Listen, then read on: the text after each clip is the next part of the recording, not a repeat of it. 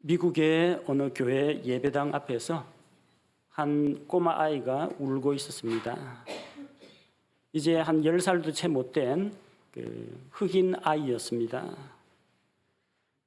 예수님이 그에게 나타나서 왜 교회 들어가지 않고 문 앞에서 울고 있느냐고 물어봤습니다.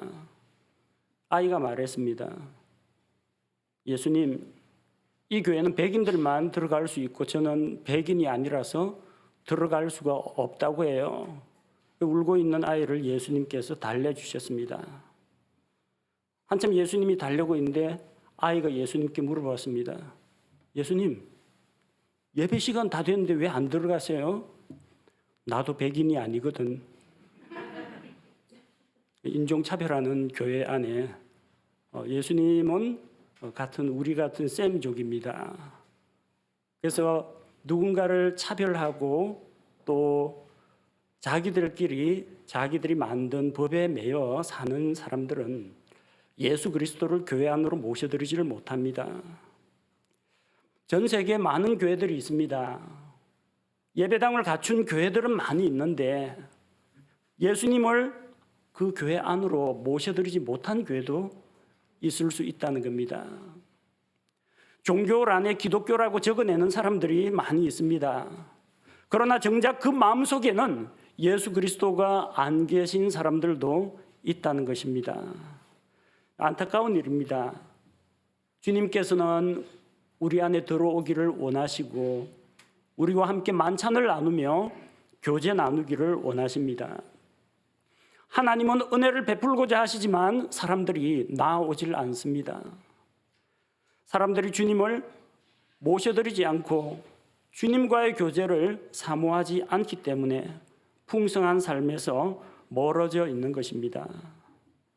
오늘 함께 읽은 이 말씀은 라오디게아 교회에 대해서 예수님께서 하시는 말씀입니다.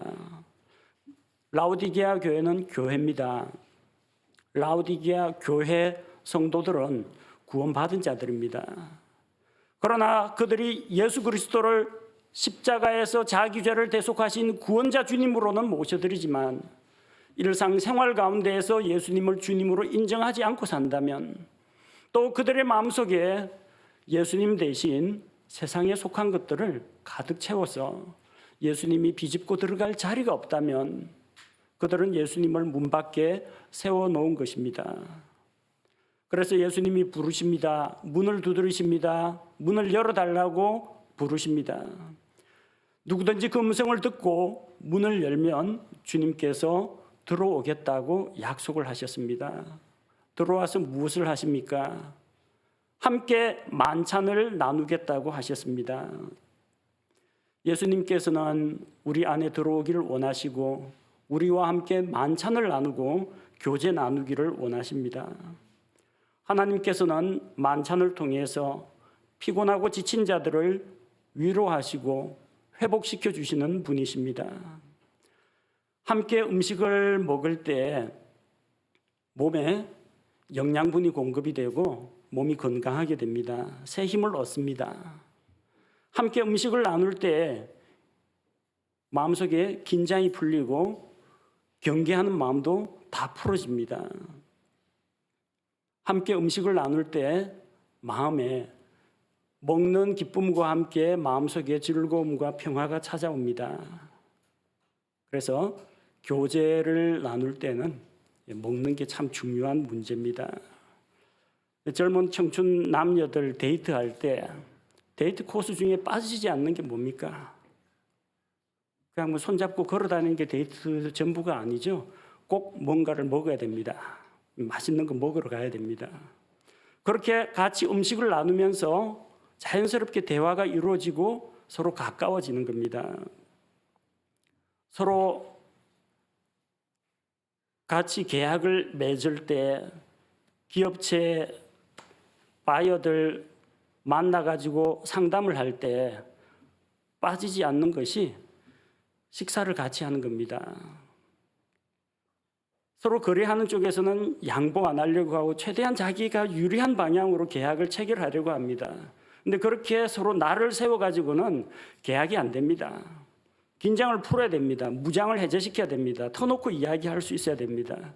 그래서 일단 식사를 하면서 좀 배도 부르고 좀 긴장도 이완이 되고 서로 간에 이제 허심탄회하게 이야기할 그런 분위기를 만들어야 됩니다. 식사 자리가 필요합니다. 외국에서 외교 사절들, 국가 원수들 방문하면 빠지지 않는 게 만찬 리셉션입니다. 만찬 자리에 초대해가지고 그 나라 음식을 나누고 같이 음료를 마시고 담화를 나누면서 그렇게 하면서 양쪽 국가의 우위를 더 돈독히 하고 또 필요한 협의 사항들을 같이 털어놓고 의논할 수 있는 겁니다. 우리는 하나님 앞에 나아가기가 부담스럽습니다. 거룩하고 영광스러운 하나님 앞에 이 연약한 죄인들이 어떻게 얼굴 들고 나아가겠습니까? 예수 그리스도의 십자가의 대속의 공로가 아니면 나아갈 수가 없습니다. 우리는 하나님 앞에 나아가기를 주저하거나 두려워합니다. 자기에게 어떤 고민이나 문제가 있을 때, 마음속 깊은 곳에 죄를 품고 있을 때, 또한 낙심하여 지쳐가지고 홀로 떨어져 있을 때 주님께서는 우리를 불러주십니다. 친절한 상담가이신 주님께서는 바로 문제에 접근하지 않으십니다. 뭐부터 하세요? 만찬을 통해서 회복을 시키십니다. 엘리야는 구약 성경에서 가장 유명한 대언자입니다. 수많은 기적들을 일으켰습니다. 이스라엘 백성의 마음을 하나님께로 돌이키기 위해서 그가 얼마나 많은 수고를 했습니까? 아합과 이세벨이 주의 대언자들을 죽일 때 엘리야는 간신히 목숨을 건졌습니다. 그러나 그는 당당하게 나서서 바알의 대언자들과 겨루어서 갈멜산에서 하나님의 불로 응답하시는 하나님의 응답을 보고 백성의 마음을 돌이켰습니다. 백성이 주는 하나님이시다, 주는 하나님이시다 고백을 하고 바알의 대언자들을 다 죽였습니다. 엘리야가 무릎을 꿇고 하나님 앞에 기도하자 3년 반 동안 비와 이슬이 내리지 않던 하늘에서 하나님께서 비를 내려주셨습니다. 문제가 해결된 것 같죠? 이렇게 많은 일들을 하고 백성의 마음을 하나님께로 돌이키려고 애를 썼는데 달라진 게 별로 없습니다. 이세벨이 그 사실을 듣고 엘리야를 죽이려고 합니다. 그렇게 열심히 사역을 하고 수고했는데 열매가 없어요. 백성의 마음이 변하지 않습니다. 아합과 이세벨이 회개하지 않습니다. 엘리야는 몸도 마음도 기진맥진해서 완전 탈진 상태였습니다. 나는 주님을 위해 열심히 일했고 주님의 능력을 보여줬는데 왜 제가 이런 모습입니까? 엘리야는 하나님 앞에서 차라리 죽여달라고 했습니다. 오 주여 족하오니 이제 내 생명을 취하시옵소서. 많은 믿음의 영웅들이 하나님 앞에서 한두 번쯤 이런 불평을 했습니다. 모세도 하나님 앞에서 내가 이 많은 백성을 낳았습니까? 왜 나한테 이런 많은 백성들, 말도 안 듣는 백성을 맡기셨습니까?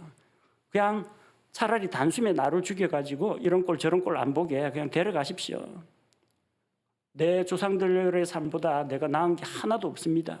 차라리 나를 죽여서 이 곤고함을 보지 않게 해주십시오. 모세도 그랬고 엘리야도 그랬습니다. 하나님께서 어떻게 하셨습니까?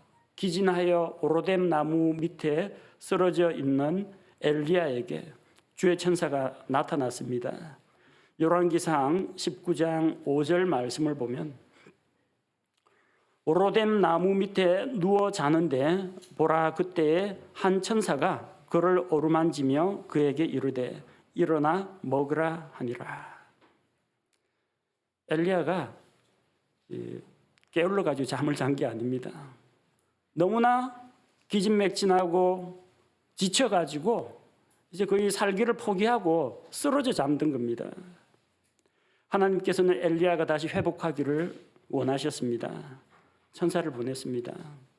그래서 빵과 물을 그에게 먹였습니다. 엘리야가 먹고 마시고 자리에 다시 누웠습니다. 주의 천사가 두 번째 그에게 나타나서 음식을 차려주었습니다. 일어나 먹으라. 갈 길이 내게 너무 머니라. 갈 길이 내게 너무 머니라. 우리 갈 길이 참 멉니다. 저 영원한 하늘의 본향을 향해서 나아가는 길이 참으로 멉니다. 잠깐 돌이켜보면 내가 어떻게 지난 50여 년간을 살아왔나, 7, 80년을 살아왔나 그렇게 생각이 듭니다만 지금 앞으로 놓여 있는 다음 날과 일주일과 한 달은 너무나 길게 느껴집니다. 갈 길이 멉니다. 갈 길이 먼 하늘을 향해 가는 순례자들을 향해서 주님 말씀하십니다. 일어나 먹으라. 엘리야는 하나님께서 공급하시는 음식을 먹고 다시 힘을 얻었습니다. 그래서 하나님의 산 호렙으로 갔습니다. 음식만으로는 회복이 안 됩니다. 하나님의 산 호렙으로 가서 조용한 가운데 그에게 말씀하시는 주의 음성을 듣고 엘리야가 영적으로 회복되었습니다. 그래서 하사엘을 왕으로 세우고 시리아 왕으로 세우고 자기의 후계자로 엘리사 대언자를 세우고 자기의 남은 사역들 마지막으로 해야 할 일들을 열심히 다 하고 마침내 하늘로 불려 올라갔습니다. 우리가 엘리야처럼 낙심하고 지쳐 있을 때가 있습니다. 하나님께서 만찬을 차려주십니다. 우리가 만찬을 먹고 힘을 내게 하십니다. 그리고 엘리야처럼 조용한 가운데 들려주시는 그 하나님의 말씀을 통해서 우리에게 다시 동기력을 불러일으키시고 새로운 힘을 주시고 앞으로 무엇을 해야 할지 우리가 나아갈 길을 밝히 보여주십니다. 엘리야는 하나님께서 차려주시는 만찬과 주의 말씀을 통해서 회복이 되었습니다. 신약시대에도 낙심하여 지친 자들이 나옵니다. 누가복음 24장에 보면 엠마오 마을로 가는 두 제자 이야기가 나옵니다. 엠마오 마을로 가던 제자들이 예수님이 십자가에서 죽으신 것으로 인해서 시루에 빠져가지고 예루살렘을 떠나 엠마오로 가고 있었습니다. 중간에 예수님께서 그들을 만나 주셨습니다. 그들에게 말을 걸고 어디로 가는지 물어보고 대화를 하셨습니다. 이 엠마오 마을로 가던 두 제자들이 실망했던 이유는 한 가지입니다. 그들은 예수님께 온 소망을 걸고 있었습니다. 예수님께서 예루살렘으로 들어오셨으니 이제 하늘의 왕국을 선포하시고 이스라엘 민족을 로마의 식민지에서 해방시켜 주시고 하나님께서 자기들을 다시 유대 민족을 회복시켜 주실 것이다 기대하고 있었습니다. 우리는 그분께서 이스라엘을 구속할 분이시라고 믿었노라. 근데 어떻게 됐어요? 수제사장들과 바리새인들과 서기관들이 예수님을 붙잡아서 이방인들, 로마인들의 손에 넘겨서 빌라도의 법정에서 사형 판결을 받게 하고 십자가에 매달아 죽게 했다는 겁니다. 그래서 실망이 되었습니다. 이스라엘 왕국을 회복시킬 줄로 알았는데 우리의 온 소망은 주님께 있었는데 그 주님이 십자가에 달려 죽으셨다는 거예요. 그래서 예루살렘을 떠나서 엠마오로 가고 있었습니다. 부활하신 예수님께서 그들에게 나타나셨습니다. 그들과 함께 같은 길을 걸으셨습니다. 또한 걸으면서 그들에게 하나님의 말씀도 들려주셨습니다. 그리고 날이 저물 때쯤 그들이 함께 머물러 빵을 뗄 때 주님께서 그들에게 빵을 떼어주실 때 그들의 눈이 열려서 그분이 주님이라는 것을 발견했습니다. 그리고 그들 마음속에 간절한 마음과 뜨거운 마음이 타올랐습니다. 주님께서 우리에게 말씀을 풀어서 들려주실 때 구약 성경에 쭉 기록되어 있는 메시아에 대한 그 약속의 말씀들, 이스라엘의 회복에 대한 말씀들, 그리스도의 고난과 죽음과 부활에 대한 말씀들을 들려주실 때 그들은 말씀을 통해서 회복이 되었습니다. 그리고 다시 발걸음을 돌이켜서 엠마오 마을로 내려가던 그 발걸음을 돌이켜서 예루살렘으로 다시 돌아갔습니다. 그들은 예수님의 말씀을 따라서 부활의 증인이 되었습니다. 내가 가장 사모하고 소망 중에 기다리던 주님이 돌아가셨다. 얼마나 허탈하겠습니까? 여러분이 믿고 있는 그 주님이 돌아가셨다. 무덤에 묻히셨다. 얼마나 절망적인 소식입니까? 그러나 그 예수 그리스도께서 부활하셔서 오늘도 살아계시고 엠마오 마을로 가던 그 제자들에게 나타나신 것처럼 오늘도 우리와 같은 길을 걸으시며 우리와 함께 하시고 우리에게 먹을 것을 주시며 우리에게 말씀을 풀어주실 때 우리 역시 그 제자들처럼 회복이 될 수가 있다는 겁니다. 주님께서 그들에게 빵을 떼어주실 때 그들의 눈이 열려서 주님을 알아보게 된 것처럼 우리가 주님께서 주시는 하늘의 양식을 먹을 때에 그때 우리의 영적인 눈이 열립니다. 우리가 새로운 소망을 갖게 됩니다. 의욕이 생깁니다. 낙심해서 지쳐서 주저앉으려고 하다가 그 부활의 주님을 통해서 주님과 누리는 만찬을 통해서 새 힘을 얻고 영적으로 다시 활력을 얻게 되는 것입니다. 예수님의 제자들, 우리는 12사도라고 해서 대단히 위대한 믿음의 선배들로 알고 있습니다. 그러나 그들도 우리하고 똑같은 연약함에 쌓여 있는 존재들입니다. 우리와 똑같은 약점을 쥐고 있습니다. 우리와 똑같은 오욕칠정을 가지고 있습니다. 우리처럼 시련과 유혹에 흔들릴 수 있는 존재였습니다. 예수님 죽으시고 부활하셨는데 무덤에 다녀온 여인들이 예수님 다시 살아나셨다고 하는데 제자들은 그게 믿어지지가 않았습니다. 솔직히 우리는 성경 말씀 다 읽고 결과까지 다 알고 있으니까 좀 편하게 믿습니다. 그 당시 사람들이 여기 뭐 마태복음이 어디 있고 뭐 요한계시록이 어디 있습니까? 신약 성경 나오기도 전인데 그들은 구약 성경과 그리고 예수님으로부터 직접 들은 말씀과 무덤에 다녀온 여인들의 증언을 통해서 부활 소식을 들었습니다. 죽은 사람이 어떻게 살아납니까? 죽으면은 숨 끊어지면은 그걸로 끝인데 일반 사람들 생각입니다. 그들은 부활을 믿지 않았습니다. 아이, 그걸 어떻게 못 믿느냐?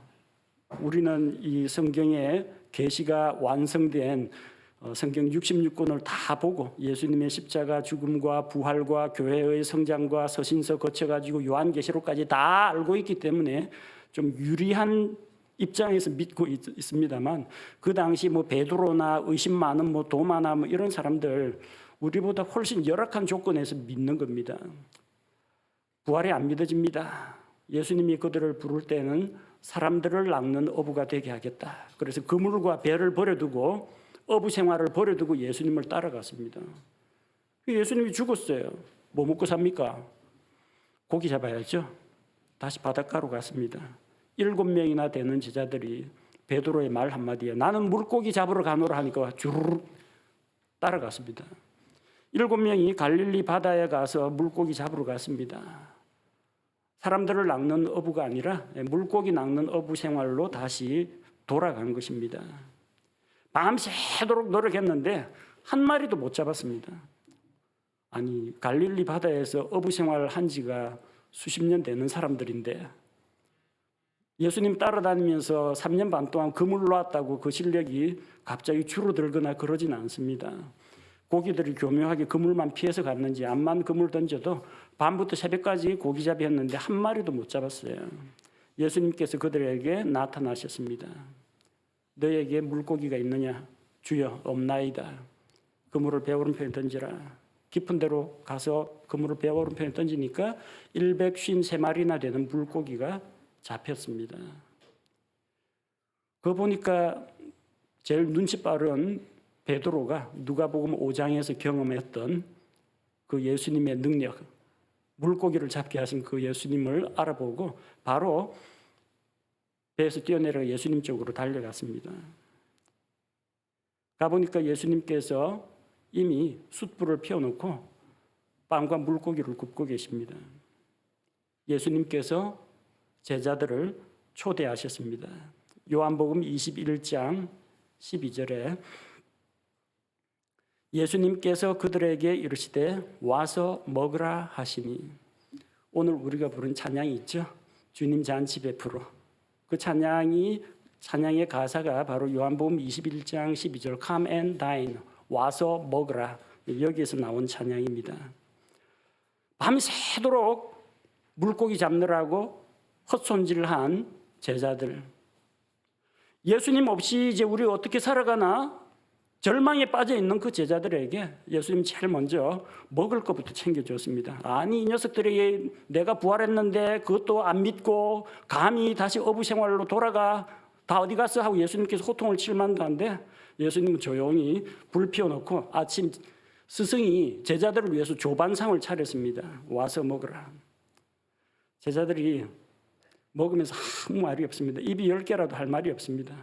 예수님이 누구신 줄 알기 때문에 물어보지도 않습니다. 그냥 조용히 쥐죽은 듯이 그냥 음식 맞고 엿구역 먹고 있습니다. 상당히 불편합니다. 왜 예수님이 오셨는지 알거든요. 도망간 제자들 다시 불러 모으려고 오신 겁니다. 예수님께서 만찬을 통해서 제자들이 이제 따뜻한 거 먹고 배부르고 기분도 좀 풀어지니까 이제 상담을 이제 시작하십니다. 이 말이 필요 없습니다. 왜 말이 필요 없느냐? 제자들이 바다로 간 이유가 무엇입니까? 예수님이 죽었으니까 갔죠. 근데 부활하신 예수님이 나타났다니까요. 설명이 필요 없습니다. 예수님 죽었지만 다시 살아나셨다. 성경 기록대로 사흘 만에 다시 살아나셨다. 하나님의 아들이시다. 무슨 설명이 필요하겠습니까? 부활교리 다 필요 없습니다. 살아계신 주님이 자기하고 같이 만찬을 먹고 있는데 무슨 말이 필요하겠습니까? 식사하는 동안에 벌써 회복이 되었습니다. 부활하신 예수님께서 빵과 물고기를 제자들과 같이 먹는 걸 보고 부활신앙이 이미 들어갔습니다. 말이나 교리 공부가 필요 없습니다. 예수님께서 베드로에게 말씀하십니다. 내가 나를 사랑하느냐? 예수님 십자가 달리기 전에 예수님을 3번이나 모른다고 부인하고 저주하며 맹세하고 도망간 제자입니다. 내가 나를 사랑하느냐? 할 말이 없습니다. 아이고 예수님, 제가 예수님 사랑하죠. 그렇게 말할 용기가 안 납니다. 예수님 아시죠? 제가 주를 사랑하는 줄 주께서 아시나이다. 예수님이 3번 묻는 질문에 베드로가 3번 대답했습니다. 주여 모든 것을 아시오매 내가 주를 사랑하는 줄 주님께서 아십니다. 그 3번의 대답을 예수님께서 들으시고 뭐라고 말씀하셨습니까? 내 양을 먹이라. 내 양을 먹이라. 구원받은 성도들은 주님의 양입니다. 하나님의 양물입니다. 이제 너에게 교회를 맡기겠다. 그들에게 사역을 맡기셨습니다. 실망에 빠진 자들, 피곤하고 지친 자들, 소망이 끊어진 제자들에게 부활의 주님께서 나타나셨습니다. 그들을 야단치지 않으시고 일단 만찬부터 먹인 다음에 그들에게 주님에 대한 사랑을 재확인하고 그들에게 새로운 사명을 주신 것입니다. 그리고 그 제자들은 예수 그리스도의 십자가 죽음과 부활을 증언하다가 결국 순교했습니다. 주님을 위해 살다가 주님을 위해서 죽었던 것입니다. 겟세마네 동산에서 예수님을 버리고 도망간 자들, 또 대제사장의 뜰에서 사람들을 무서워서 예수님을 부인했던 베드로와 같은 자들, 부활하신 주님이 나타났다고 하는데도 의심하고 믿지 않았던 도마와 같은 제자들, 누가 변화시켰습니까? 주님께서 변화시키셨습니다. 주님께서는 피곤하고 지친 자들에게 함께 만찬을 베푸시고 함께 교제를 나누시면서 말씀을 들려주시고 그들의 육신의 건강을 회복시키시고 영적인 건강을 회복시키시고 주님의 일꾼으로 삼으시는 것을 볼 수가 있습니다. 하나님께서는 만찬을 통해서, 주님께서 차려주시는 만찬을 통해서 우리에게 힘과 기력을 주시고, 주의 말씀을 통해서 우리가 확신과 소망을 얻게 하십니다. 우리의 영적인 건강을 회복시켜 주시고 새 소망을 부여잡게 하시고 다시 한번 일어서게 하시는 분입니다. 이 만찬의 자리로 주님께서 부르고 계십니다. 오늘 우리가 읽은 말씀 가운데 라오디게아 교회에 들려주는 핵심적인 말씀이 20절에 기록되어 있습니다. 요한계시록 3장 20절에 보라, 내가 문에 서서 두드리노니 누구든지 내 음성을 듣고 문을 열면 내가 그에게로 들어가 그와 함께 만찬을 먹고 그는 나와 함께 먹으리라. 라오디게아 교회야말로 주님의 만찬이 필요했습니다. 세속화된 교회, 사람 중심의 교회, 물질 중심의 교회, 세상 풍조가 교회 안으로 완전히 스며들어 있는 그런 교회, 그 교회가 회복되기 위해서 가장 필요한 것은 주님과 만찬을 나누며 주님과 함께 먹고 마시며 교제 나누는 삶이 그들에게 필요했던 것입니다. 라오디게아 교회 사람들은 자기들 스스로는 부족한 것이 없다고 생각했습니다. 그러나 주님께서 보시기에는 그들에게 부족한 것이 너무나 많았습니다. 자기들은 부요하다, 부족한 것이 없다고 했지만 예수님 보실 때는 그들은 비참하고 가련한 존재였습니다. 그들은 부유하다고 생각했지만 그들은 가난했고 그들은 영적으로 눈이 멀어 있었습니다. 그들은 하나님 앞에서 벌거벗은 자들로서 자기의 부끄러운 것을 가리지 못했습니다. 그런 자들을 다시 한번 회복시키기 위해서 주님께서 문 밖에 서서 두드리시고 그들을 만찬으로 초대하셨습니다. 그들은 교회 안으로 예수님을 모시지 않았습니다. 그들은 예수님을 구원자로 믿었는지는 믿어 구원은 받았지만 그럼에도 불구하고 자기들의 삶과 자기들의 마음속에 가장 최우선 자리를 주님께 내어드리지 않았던 것입니다. 따라서 그들에게는 풍성한 삶이 없었습니다. 하나님께서 하늘로부터 내려주시는 풍성한 식탁을 맛보지 못했던 것입니다. 그래서 우리는 주님의 만찬으로 부르시는 주님의 초청을 받고 주님께로 나아가야 합니다. 우리가 어떻게 하면은 주님과 함께 이런 만찬을 날마다 나눌 수 있을까요? 첫 번째 생각해야 할 것은 우리가 주님으로부터 필요한 것을 공급받아야 한다는 것입니다. 비참하고 가련한 인생, 가난하고 헐벗고 눈먼 자들, 문제의 해결책은 물질에 있지 않았습니다. 그들은 많은 돈을 모았습니다. 라오디게아 안에는 의학대학이 있었습니다. 그들은 섬유 산업을 통해 가지고 많은 옷을 만들어서 사람들에게 보급하고 팔았습니다. 그러나 그들은 가난하고 비참하고 헐벗고 굶주린 자들이었다는 겁니다. 자기들이 가진 물질로는 그들의 부끄러운 것을 가리지 못했고 또 그들은 주님의 진리를 바로 깨닫지를 못했고 그들의 가난하고 굶주린 상태를 해결할 수가 없었습니다. 예수님의 초청의 말씀이 무엇입니까? 18절에 너는 내게서 불로 정제한 금을 사서 부유한 자가 되고 또 흰옷을 사서 입어 내 벌거벗은 수치를 드러내지 말며 또 내 눈에 안약을 발라 볼지니라.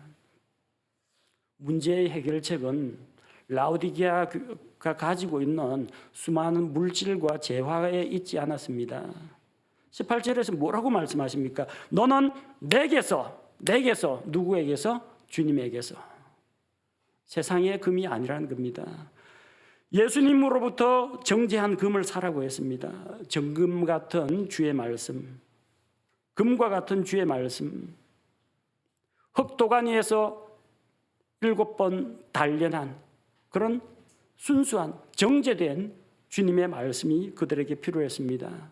어디에 그 말씀이 있습니까? 주님에게서 그 말씀을 받아야 합니다. 또 부끄러움을 드러내고 있는 그 벌거벗음을 면하려면 무엇을 입어야 합니까?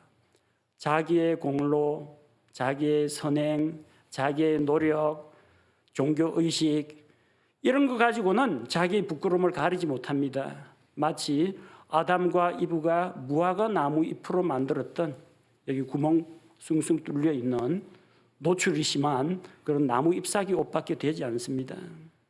자기의 의를 벗어 던져야 합니다. 하나님께서 입혀주시는 가죽옷을 아담과 이브가 입었던 것처럼 우리는 자기의 의를 버리고 내려놓고 주님께서 주시는 의를 입어야 합니다. 그 의는 예수 그리스도께서 우리 같은 죄인들을 대신하여 십자가에서 대신 피 흘려 죽으셨다는 것을 내가 믿고 나의 모든 죄 문제를 구원자이신 예수 그리스도께 맡김으로써 믿는 모든 자에게 주시는 하나님의 의로 우리가 덧입을 수가 있습니다. 예수 그리스도의 의를 우리가 입을 때 하나님께서 우리의 더럽고 추한 죄 그 모습은 보지 않으시고 거룩하고 의로우신 예수 그리스도를 우리를 통해서 보시기 때문에 너는 내 아들이라. 너는 내가 의롭다고 인정하노라. 하나님께서 우리를 받아주시는 것입니다. 눈이 멀었을 때는 안과 의사를 찾아가면 됩니다. 그러나 영적으로 눈이 멀었을 때는 구원자이신 주님 앞으로 나아와야 합니다. 하나님께서 우리의 어두운 눈을 밝혀주시기를 하나님께 기도해야 합니다. 주님 주시는 안약을 발라서 우리가 영적인 눈이 밝아져야 합니다. 풍성한 삶은 라오디게아 교회가 소유한 물질에 있지 않았습니다. 너는 내게서 사서 내게서 사라고 하셨지만 주님께서는 값을 받지 않고 값없이 은혜로 거저 주십니다. 우리가 영적으로 풍성하게 되려면 모든 것에 부여하신 주님으로부터 필요한 것들을 공급받아야 한다는 것입니다. 둘째로는 열심을 내고 회개해야 한다는 겁니다. 19절에 내가 사랑하는 자들을 다 책망하고 징계하노니 그런즉 열심을 내고 회개하라. 그들은 열심을 내야 했습니다. 교회는 한때 주님을 향한 열심에 사로잡혔습니다. 거짓 교리를 배척하고 세상을 멀리하고 주님만을 사랑하면서 이 주님에 대한 사랑의 불꽃을 태웠습니다. 그러다가 이단 교리가 들어오고 교회가 세속화되고 그리고 교회가 점점 타락하고 이러다가 마침내 그들의 불길이 꺼지고 열심히 식어버렸습니다. 필라델피아 교회 시대에 다시 한번 부흥과 복음의 불길이 활활 타올랐지만 라오디게아 교회 시대에 다시 또 그들은 침체가 되어서 차갑지도 아니하고 뜨겁지도 아니하고 아무런 쓸모없는 존재가 되었습니다. 그래서 주님께서 책망하십니다. 징계하십니다. 심판과 형벌을 내리는 것이 아니라 꾸짖으시고 징계를 통해서 바로잡고자 하시는 것입니다. 그들은 열심을 내야 했습니다. 뜨겁지도 않고 차갑지도 않은 미지근한 상태에서 벗어나서 다시 한번 주님을 위하여 열심을 내야만 했습니다. 그리고 주님께서 회개할 것을 촉구하셨습니다. 그들은 사람을 의지했습니다. 재물을 신뢰했습니다. 세상을 사랑했습니다. 이제 거기에서 돌이키라는 것입니다. 우리가 예수 그리스도를 구원자로 믿을 때 딱 한 번 죄의 길에서 돌이켜서 하나님께로 발걸음을 돌리는 일생에 단 한 번 회개가 있습니다. 그러나 구원받은 성도들도 살아가다 보면 죄를 짓습니다. 여러분 목욕했다고 몇 날 며칠 동안 얼굴도 안 씻고 발도 안 씻습니까? 목욕했더라도 발은 씻어야 됩니다.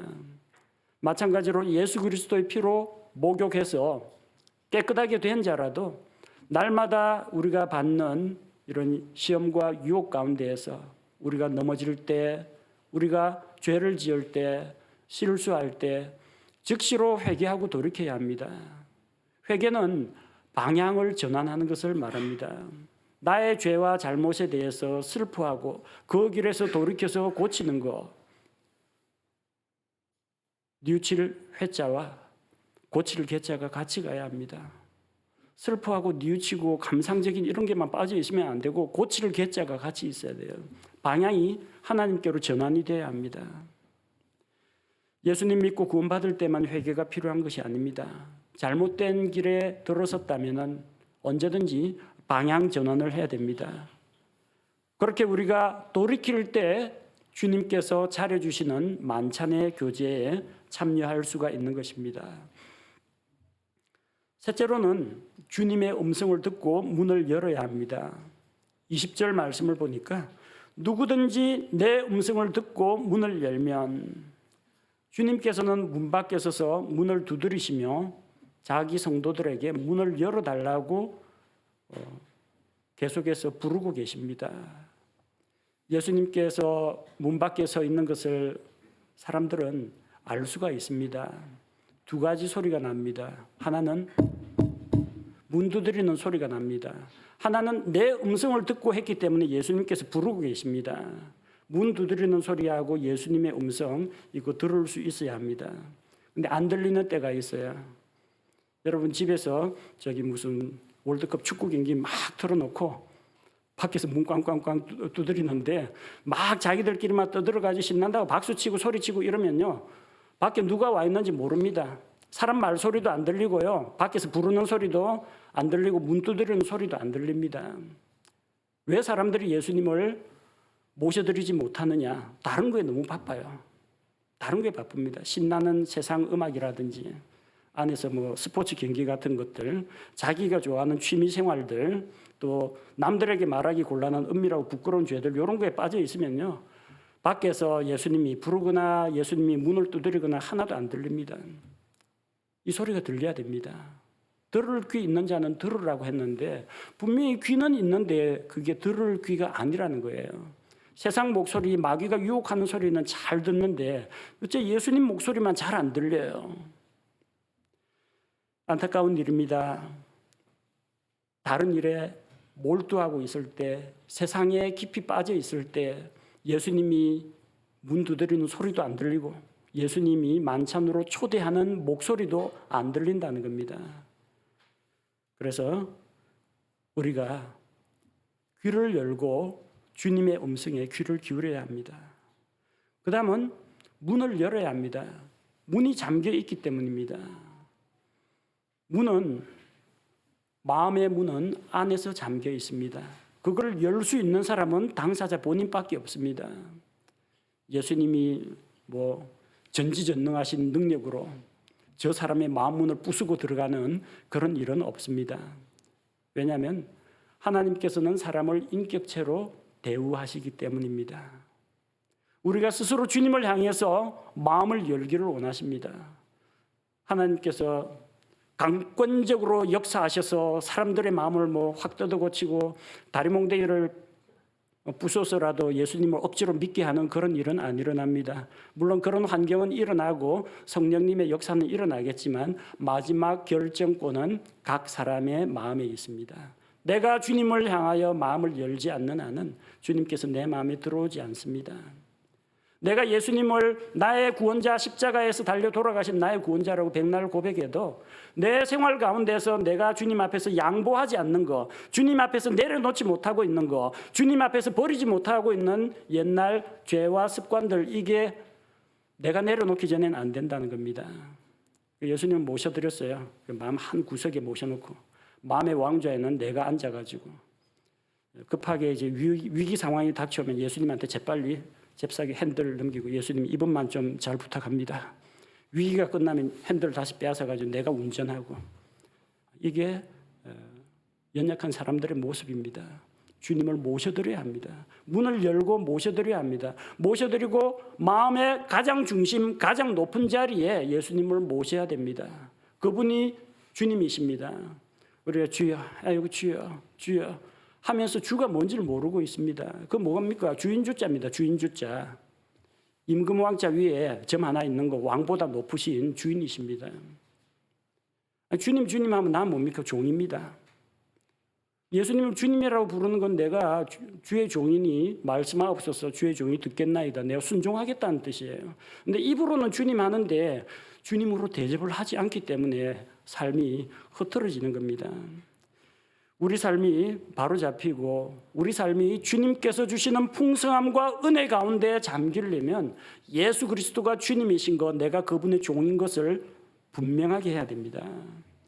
우리가 문을 열 때 내가 그에게로 들어가, 주님께서 약속하셨습니다. 문을 열면 들어오신다고 했습니다. 주님이 들어오셔서 우리가 함께 만찬을 나누게 됩니다. 마문을 열고 들어오면 예수님께서 자, 지금부터 이럴 때 개혁을 시작하겠다. 그때부터 징계하고 심판하고 혹독한 시련을 주시는 것이 아니라 일단 잔치를 엽니다. 만찬을 여십니다. 나는 그와 함께, 그는 나와 함께 만찬을 먹을 것이다. 엘리야 낙심했다고 하나님께서 호통치고 혼내는 거 성경에서 보셨어요? 엠마오 마을로 가는 제자들한테 예수님께서 야단치고 주눅들게 하고 혼쭐 내는 거 보셨습니까? 갈릴리 바다로 고기 잡는다고 도망간 제자들한테 예수님께서 회초리 때리셨습니까? 일단 만찬부터 열고 만찬을 통해서 회복시키십니다.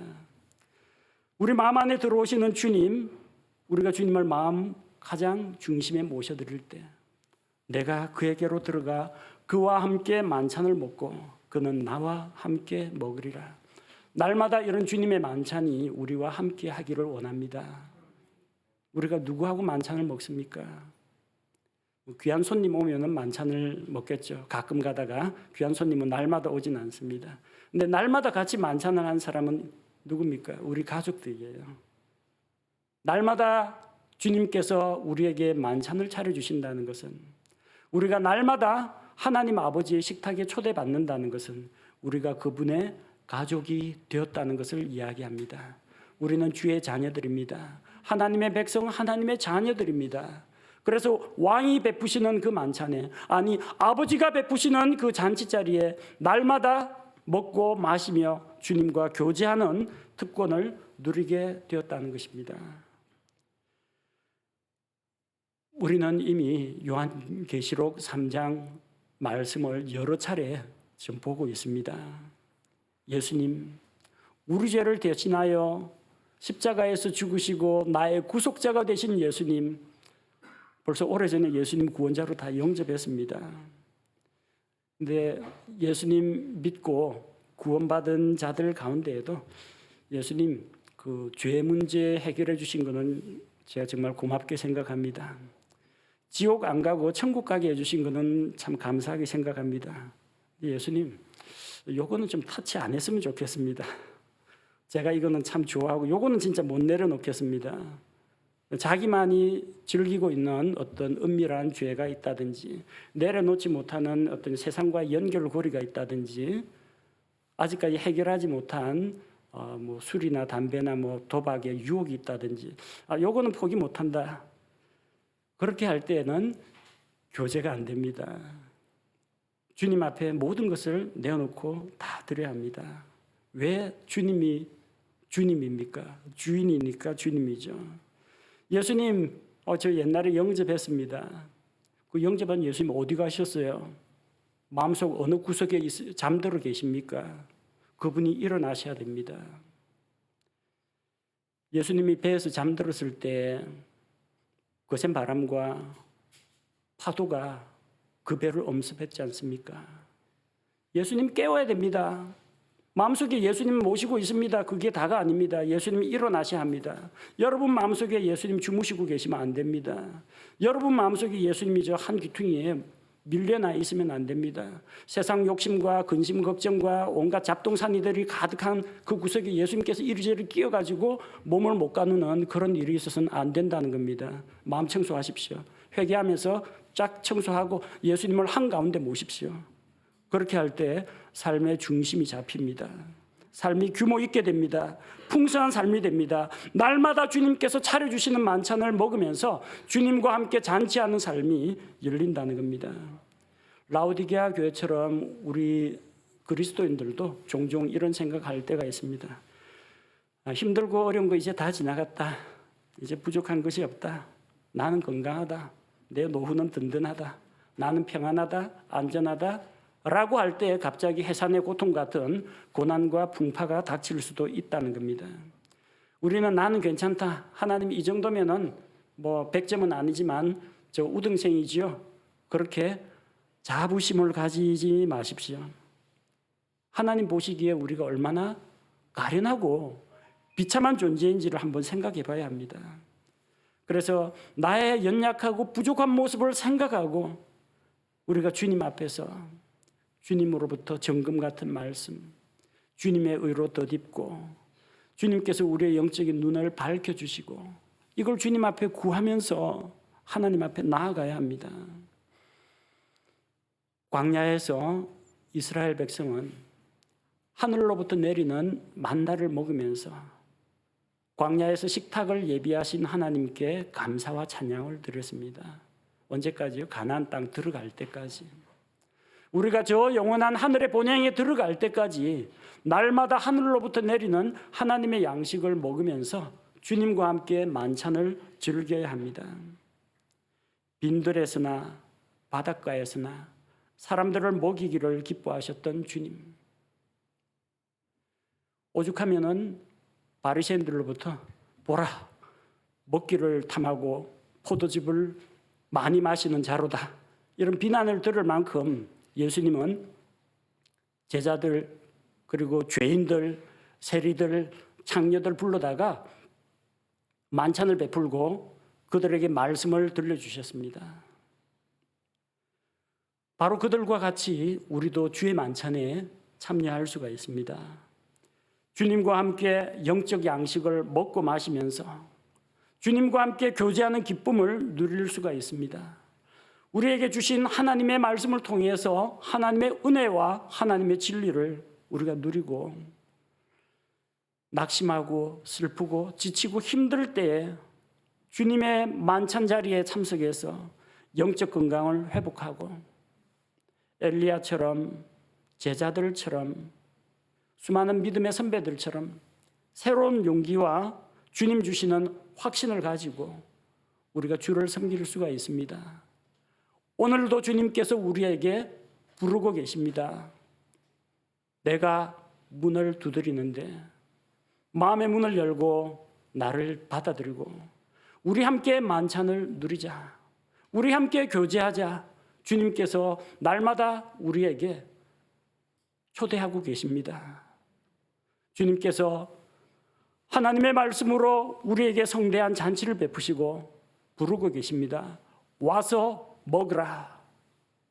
그리고 영적으로 새 힘을 얻고 하나님 안에서 믿음과 소망 가운데 우리가 다시 건강한 모습으로 서기를 하나님께서 원하고 계십니다.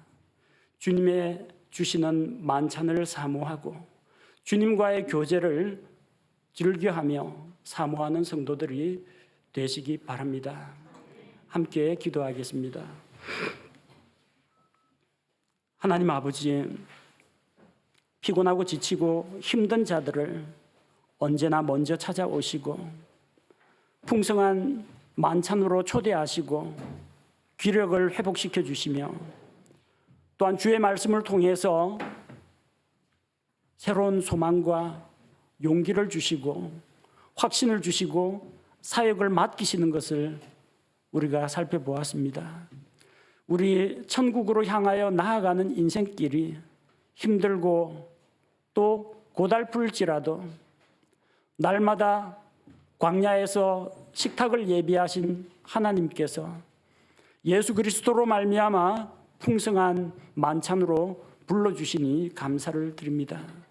우리의 필요한 모든 것이 주님께로부터 온다는 것을 우리가 믿고 고백하오며 또한 우리가 열심을 내고 주 앞에서 회개할 때 우리의 마음을 활짝 열고 주님을 주인으로 왕으로 모셔드릴 때 우리가 날마다 주님의 식탁에 초대받아서 주님과 더불어 만찬을 누리며 먹고 마시고 즐거워하며 영적인 양식으로 채움을 받으며 주님 주시는 새로운 힘으로 무장되기를 원합니다. 아버지 하나님, 풍성한 만찬으로 초대해 주시니 감사를 드립니다. 날마다 주님과 말씀과 기도 가운데에서 하나님을 더 가까이 하게 하시고 또 주님 주시는 것으로 인해 우리의 영과 혼이 기뻐 만족하고 즐거워하게 하옵소서.